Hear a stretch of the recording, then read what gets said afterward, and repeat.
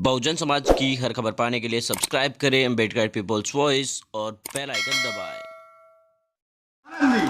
अपनी बात रखेंगे।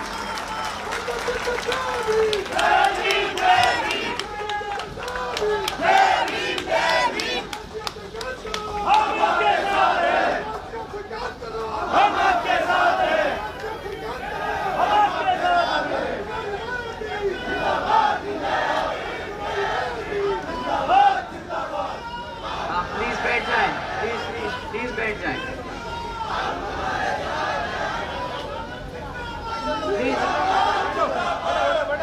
प्लीज बैठ जाएं।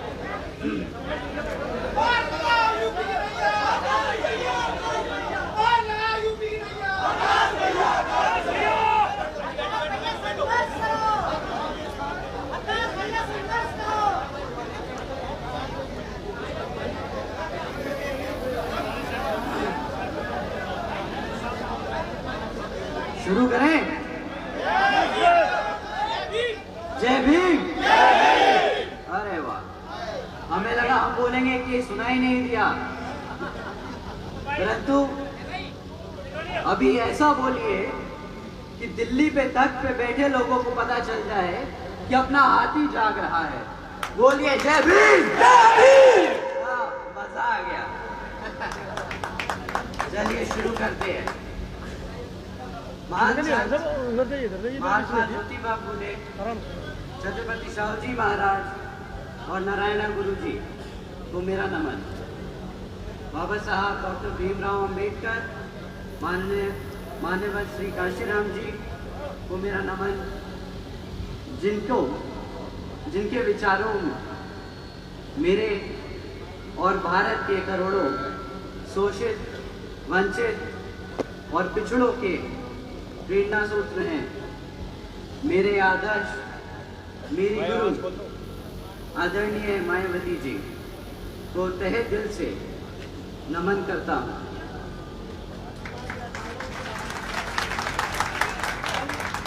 जिन्होंने बीएसपी और समाज के हित के लिए अपना पूरा जीवन समर्पित कर दिया। पार्टी के कार्यकर्ता सम्मेलन में आए सभी वरिष्ठ पदाधिकारीगण, श्री राम जी गौतम एवं राज्यसभा सांसद और हमारे नेशनल कोऑर्डिनेटर और श्री लक्ष्मण सिंह, हमारे स्टेट प्रेसिडेंट, हमारे CP Singh ji state coordinator Delhi के, श्री सतीश चौधरी जी स्टेट कोऑर्डिनेटर का अभिनंदन और स्वागत करता हूँ। आगे साथियों, मैं आपके बीच में बहुजन समाज पार्टी को मजबूत करने के लिए कुछ बात रखने आया हूँ। लेकिन इससे पहले मैं अपनी बात रखूँ, मैं आप लोगों से कुछ जानना चाहता हूँ अपनी पार्टी के बारे में।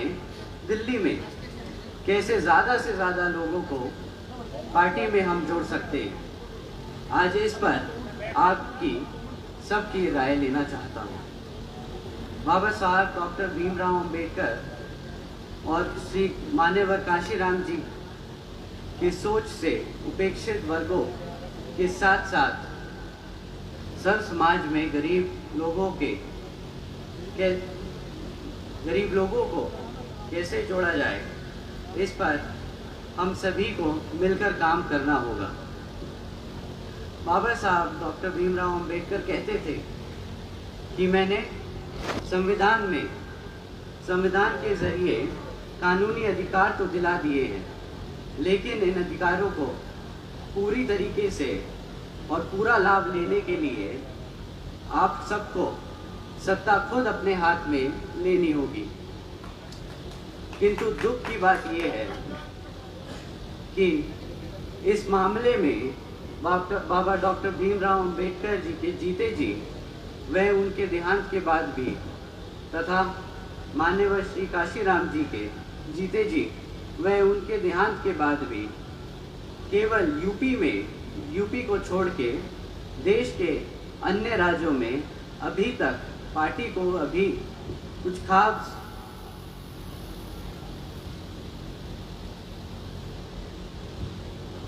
कुछ खास, आप सबको पता ही है, कुछ खास तरक्की नहीं मिल पाई है।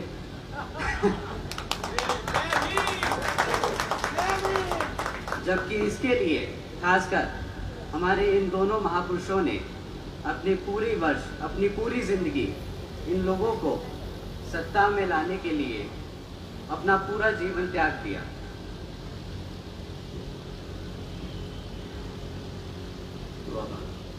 दूसरा माइक मिलेगा क्या?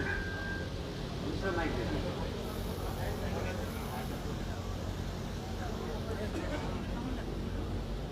अपने को आदत नहीं है ऐसा खड़े होकर स्पीच देने की।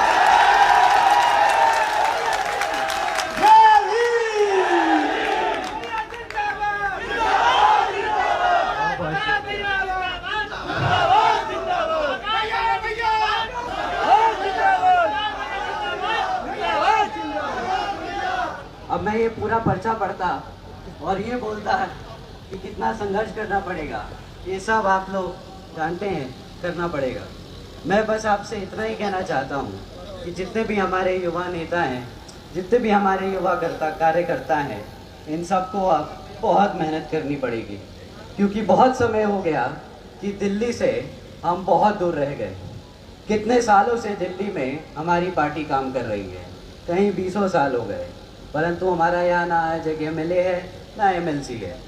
अब हमें सब युवाओं को अपने बड़ों के साथ मिलकर यहाँ अपना आगे हाथ बढ़ाना होगा। क्या आप क्या आप लोग मानते हैं ये बात को?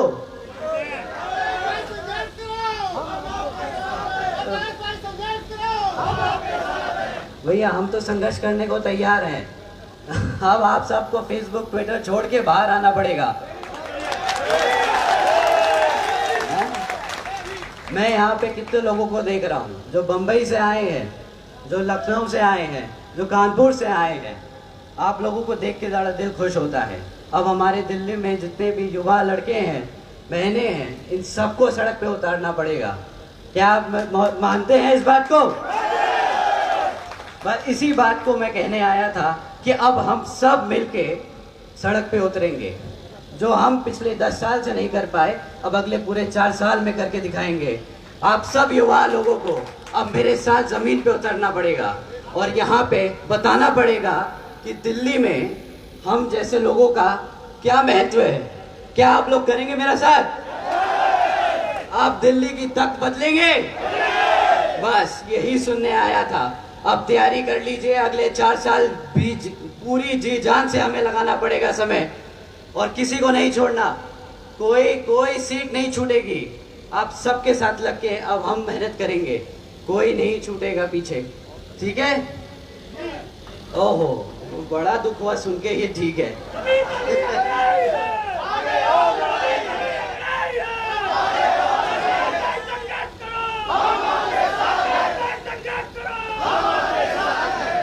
बस अब ऐसा जय भीम बोल दो कि सामने वाले की कुर्सी हिल जाए, और अब बता दो कि हम आ रहे हैं।